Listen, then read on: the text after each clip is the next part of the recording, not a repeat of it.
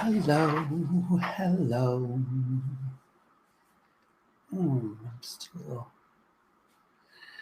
Hello. There we are. Let's do that.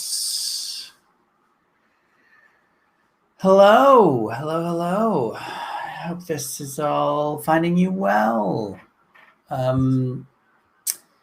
Here in internet land. I know I said I was coming on live at 5. Technically, it is still 5. It is just 45 minutes past 5.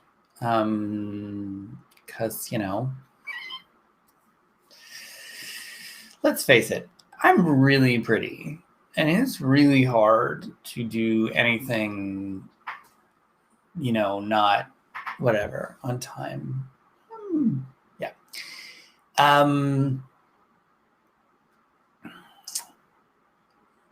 So happy Pride. I hope it's not even Pride Month anymore. It's July 1st. We're not gay anymore. Yeah, about that. Still super gay. Still really, still gonna be gay all year. So I'm having some device issues here. Yeah, still, yeah. So yeah, I'm just gonna keep talking about Pride because I'm gonna be gay almost every day this year. Welcome if you're just tuning in. This is my live at 5, which is supposed to happen at 5, but it's late today. I'm gonna pour myself a little glass of this to start it off right. I actually am late because I took a nap. What is that about? This is what happens when you get into your 50s. You just like, yeah, I'm just gonna lay down here for a minute and anyway, it's okay because I'm here now and that's what matters. So hello to all out in the interwebs. Cheers if you're having a glass or a coffee or whatever you're having. The Flaunt Club, hello, the Flaunt Club, welcome. Do feel free to drop a comment in the chat box. Tell me who you are and where you're from. Would love to know who's watching on my Insta Live today. Yeah, I got a new Pride background, the inclusive Pride background. This is actually based off the Philadelphia flag from 2017. Canadian Voyager, welcome. Hello. Thanks for stopping by. Feel free to drop a comment in the chat box. Tell me who you are, where you're from. I feel like I'm going to say that every couple minutes. So today on my live at 5, I am talking about my coming out story. Ding. I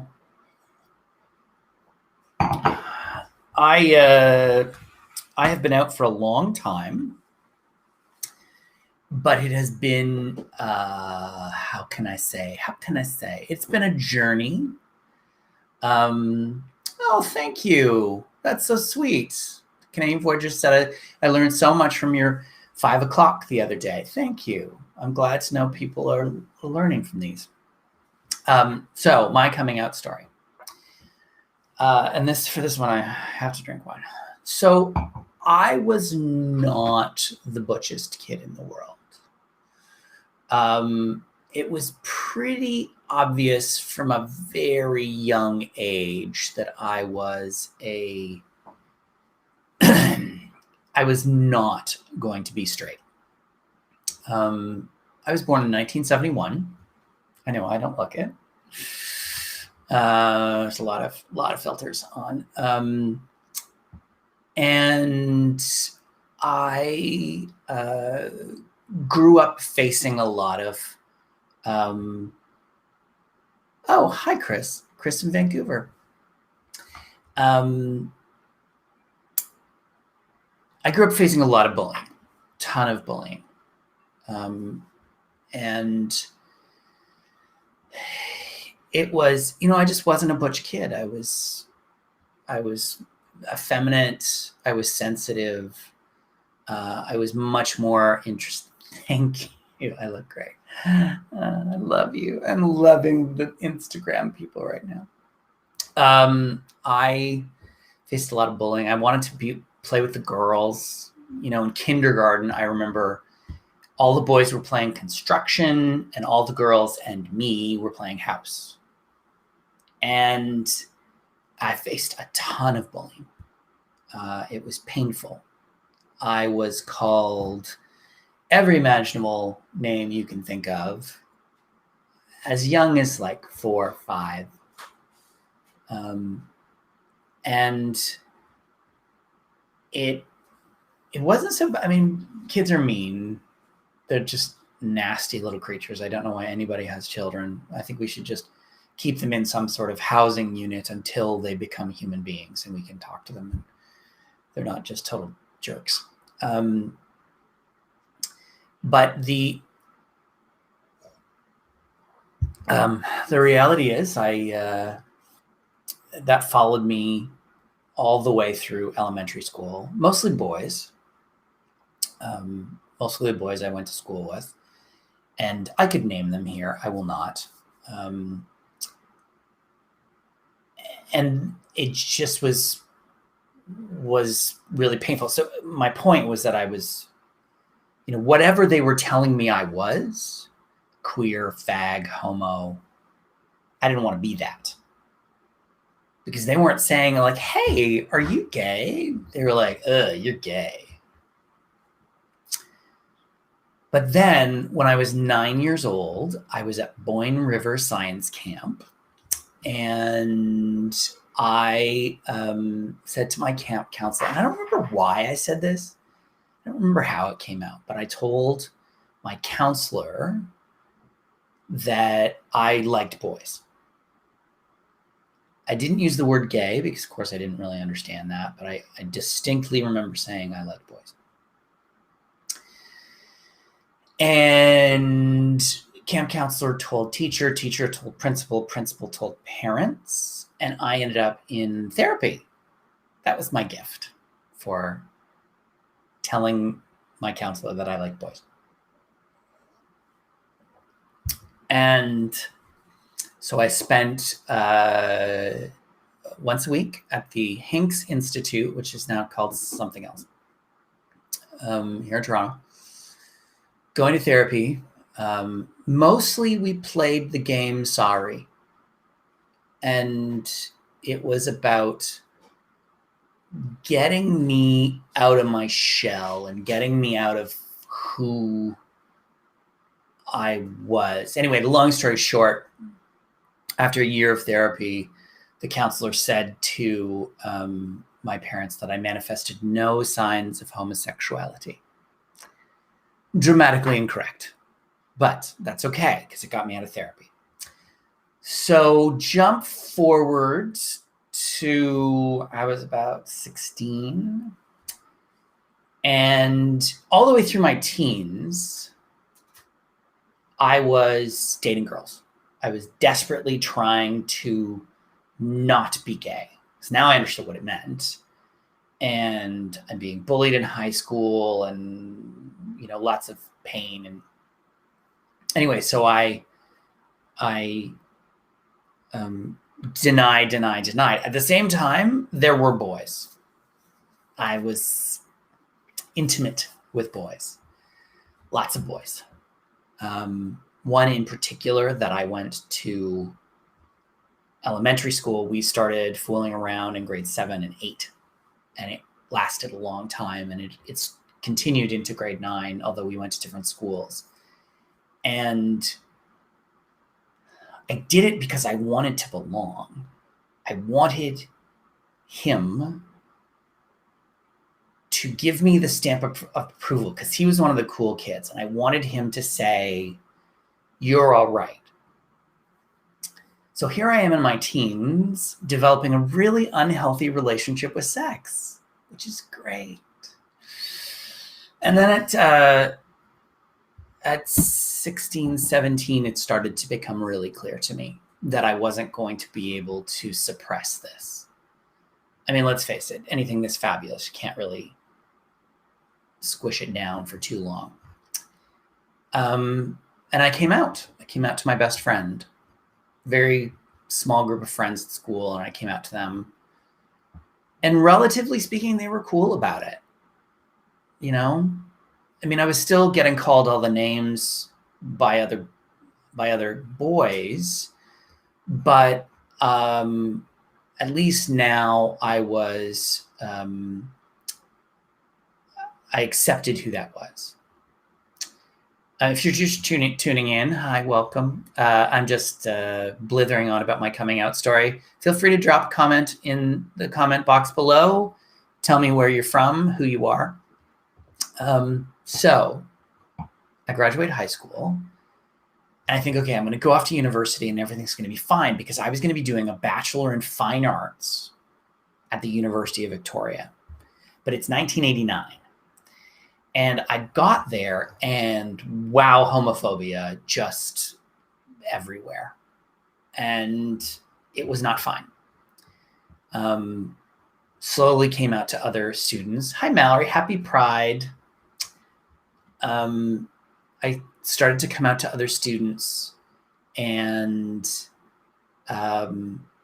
slowly I had my first boyfriend, my first real boyfriend, other than somebody that I was having sex with in the back of a car. And then jump forward a few years, 1994, I think, and I moved to New York. And I met a woman, her name is Beth, and I decided in moving to New York that I was going to go from gay to bisexual, because that seemed like a logical thing to do.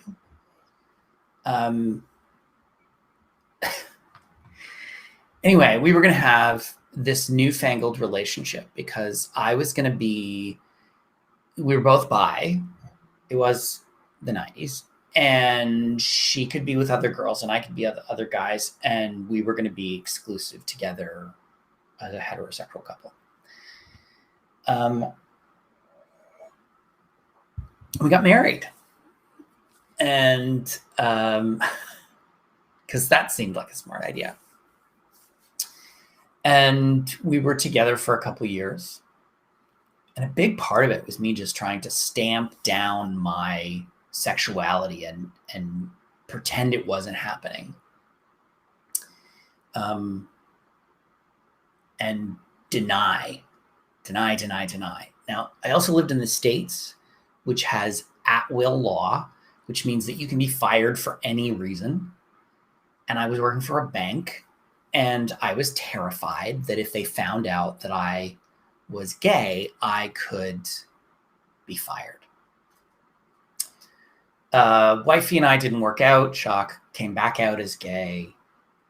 And I was living this dual life where at work, I was straight guy. But outside of work, I was involved with the Anti-Violence Project in New York. I had, queer friends. I had, went to the Village on the weekend. Like I had this life, and it's borders on schizophrenic.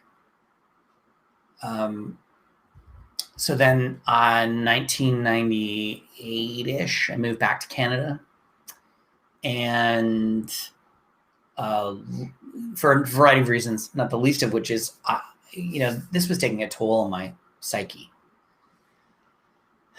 1999, consider I'm still not out at work. 1999, I decide that I'm going to work for a guy named George Smitherman, who became the first openly LGBTQ2+ elected person in Ontario, first member of provincial parliament. And he was out. And I thought, well, if he can be out, I can be out. So I came out at work, and everyone knew. Like this was to the shock of no one. When I tell people I'm gay, they're like, is the sky blue? Like everybody knows, right? Like I'm just not the butchest thing in the world. And so people make assumptions about me. They just happen to be right. And so from 30 on, I started to get my life together. This is 1999. I turned 30 I turned 30 in 2001. Math and I.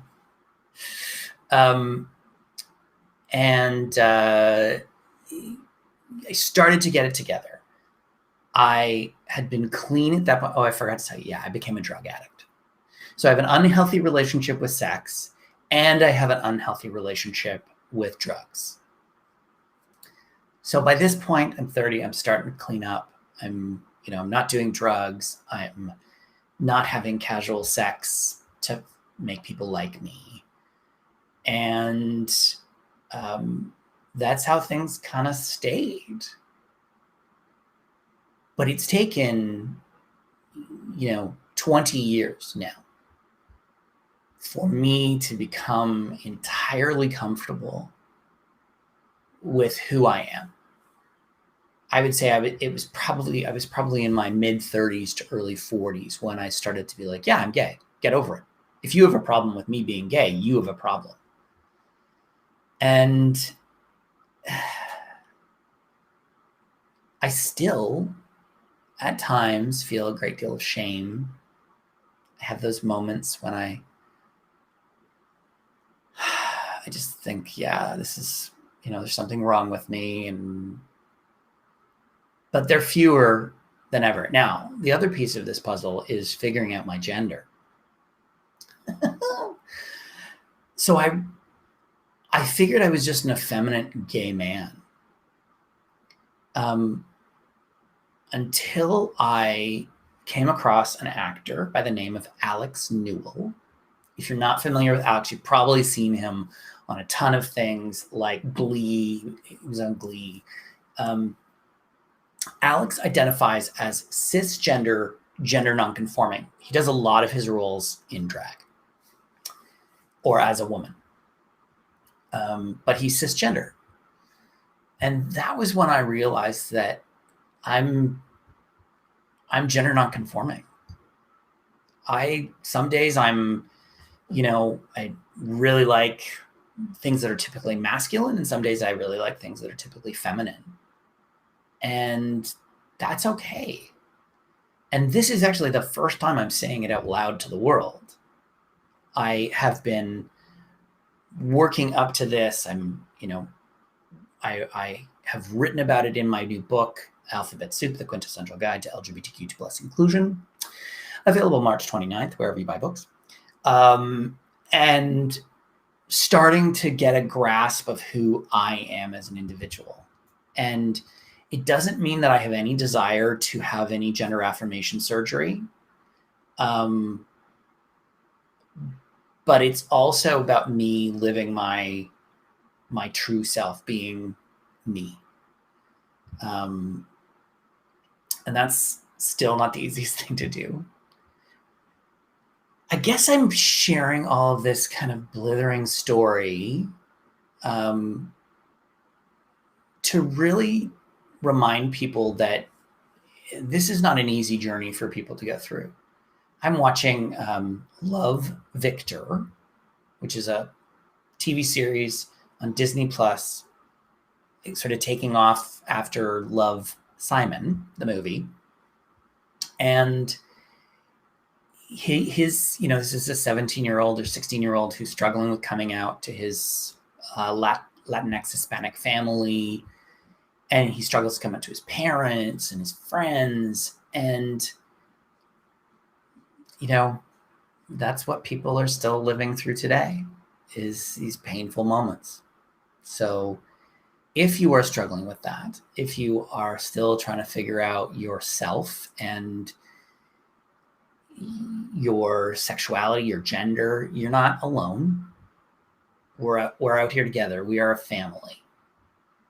And check out Love, Victor if you're on Disney Plus, and maybe share, your story, and know that people are here to listen and not judge you. There you go. My story. I'll drink to that. I wanted to remind everyone I have a new book coming out. And because of that, we've got a fun crowdfunding campaign. You can go to alphabetsoup.lgbt, or you can just go to Indiegogo and search for Publishing with Pride. There are some fantastic resources, some fantastic swag to check out. Thank you for listening to my story, but check out alphabetsoup.lgbt. I'm giving away a whole bunch of swag as part of this crowdfunding campaign. It's going for a few more weeks, so do check it out. Do also follow me. If you're not following me, I realize you're watching me, so you're probably following me, but you can follow me on Instagram and Twitter and Facebook and LinkedIn. I am the Michael Bach, or on Facebook, the Michael Bach Official, because I couldn't get it. And that's it. 6:07. There you go. Thank you for watching. Thanks for spending a little time with me. Love you all. Appreciate y'all. Hope you're having a great July 1st, whatever you're doing. And I will see you next Tuesday, probably closer to 5. We'll see, for another episode of Live at 5. So see you then. Bye.